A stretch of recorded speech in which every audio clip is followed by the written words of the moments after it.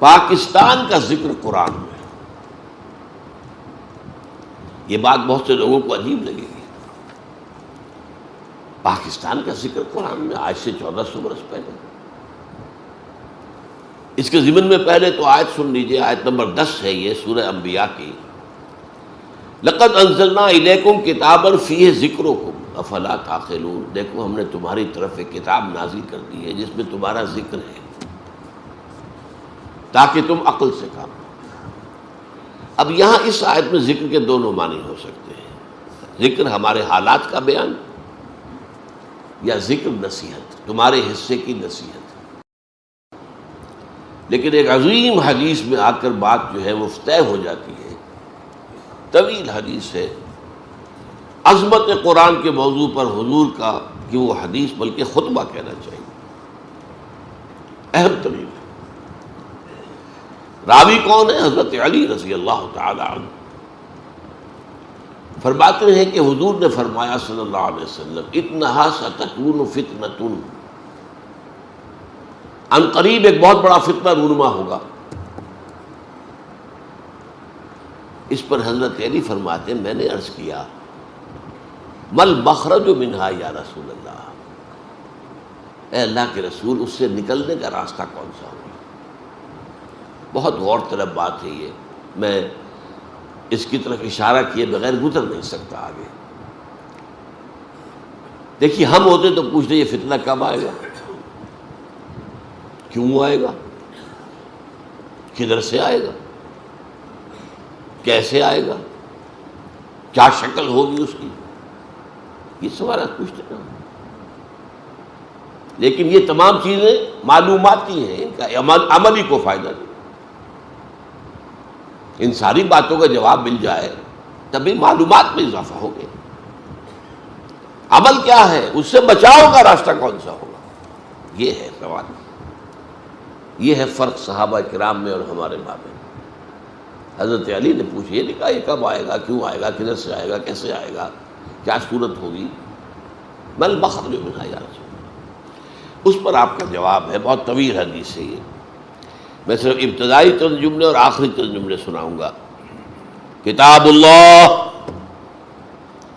فتنوں سے بچاؤ کا راستہ اللہ کی کتاب ہے. فیہ ذکر ما بعدکم وخبر ما قبلکم وحکم ما بینکم. اس میں تم سے پہلوں کا بھی ذکر ہے، تمہارے بعد کے حالات بھی ہیں. یہ آگے نہیں آگے بعد کے حالات بھی، اور تمہارے مابین جو بھی کوئی اختلافات کبھی ہوں گے ان کا حکم اور ان کا حل موجود ہے. پھر طویل حدیث ہے، طویل حدیث ہے، بڑے پیارے پیارے جملے ہیں. لا تنقضی عجائبہ ولا یخلق عن کثرت الرد. لیکن میں آخری جملے سنا رہا ہوں صرف. من قال بہ صدقہ.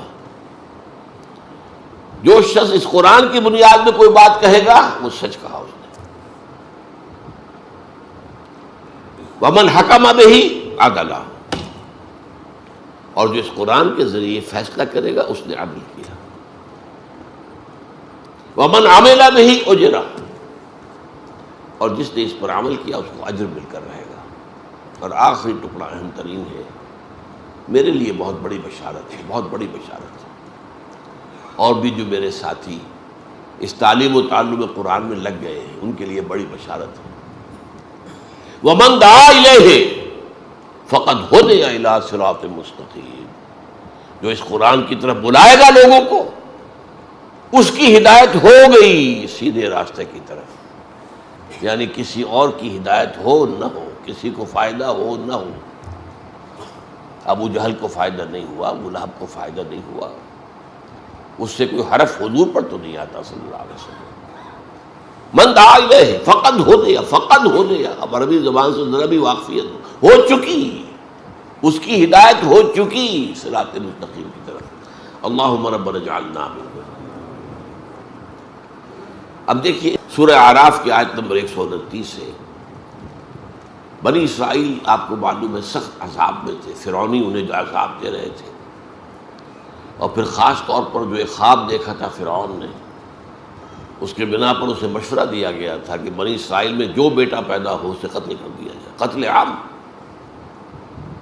وہ جو اکبر الہ آبادی نے کہا تھا یوں قتل سے بچوں کی وہ بدنام نہ ہوتا، افسوس کہ فرعون کو کالج کی نہ سوجی، کالج بنا دیتا تو قتل ہو گئے ہوتے۔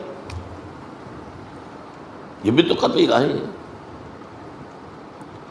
وہ قتل عام ہو رہا تھا۔ تو بنی اسرائیل نے کہا اے موسیٰ، ہم پر تو آپ کے آنے سے پہلے بھی مصائب تھے اور آپ کے آنے کے بعد بھی، ہماری تقدیر میں تو کوئی فرق واقع نہیں ہوا۔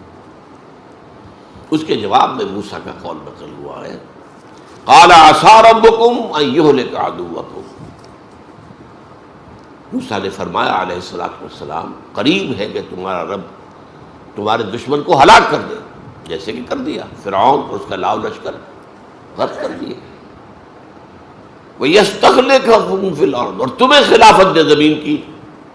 آئی نا بعد میں خلافت ابو داؤد، حضرت داؤد کی، سلیمان کی، طالوت کی، ساری خلافتیں کس کی کی؟ فَيَنْظُرَ كَيْفَ تَعْمَلُونَ، پھر وہ دیکھے گا تم کیا کرتے ہو۔ یہ فَيَنْظُرَ كَيْفَ تَعْمَلُونَ بہت اہم ہے۔ ہمیں بھی اللہ نے ہندو کے غلبے سے بچایا، ہمیں ایک آزاد ملک دیا، پھر دیکھیں گے تم کرتے کیا، تم اپنے وعدوں میں سچے نکلتے ہو یا جھوٹے، فریبی اور مکار نکلتے ہو یا وعدہ پورا کرنے والے نکلتے ہو۔ یہ گویا کہ ایک امتحان اللہ کی طرف سے۔ ہم 60 برس سے زیادہ ہو گئے، 62 برس اس امتحان میں مبتلا ہیں، اور ہر روز طلوع ہو رہا ہے ہماری ناکامی اس امتحان میں زیادہ سے زیادہ نمایاں ہو رہی ہے۔ We have failed utterly۔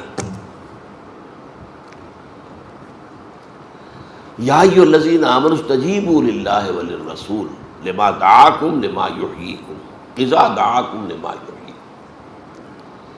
اہل ایمان لبیک کہو اللہ اور اس کے رسول کی پکار پر، جبکہ وہ تمہیں پکارے اس چیز کی طرف جس سے وہ تمہیں زندہ کر دے گا۔ اب دیکھیے یہ مسئلہ آ گیا جو میں نے موضوع رکھا تھا آج کے لیے، یہاں اس کا اس کی مثال آ گئی، لما یحییکم۔ تو کیا پہلے مردہ تھے وہ اہل ایمان؟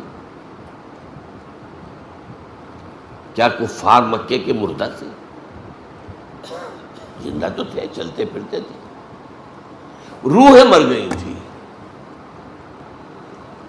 ان کا یہ جسمانی وجود قبر بن گیا تھا جس میں روح جو ہے دفن ہے۔ یہ چلتے پھرتے مقبرے یا چلتے پھرتے تعزیے، چلتے پھرتے تعزیے۔ اہل ایمان لبیک کہو اللہ اور اس کے رسول کی پکار پر، جبکہ رسول تمہیں پکارے کس بات کی طرف؟ جو تمہیں حیات روحانی عطا کرے گی۔ حیات جسمانی تو ہے، حیوان تو تم ہو۔ لہم قلوب لا یفقہون بہا ولہم اعین لا یبصرون بہا ولہم آذان لا یسمعون بہا اولئک کالانعام بل ہم اضل۔ یہ چوپایوں کے مانند ہیں، ان سے بھی گئے ہوئے۔ وہ روحانی زندگی تمہیں دینے کے لیے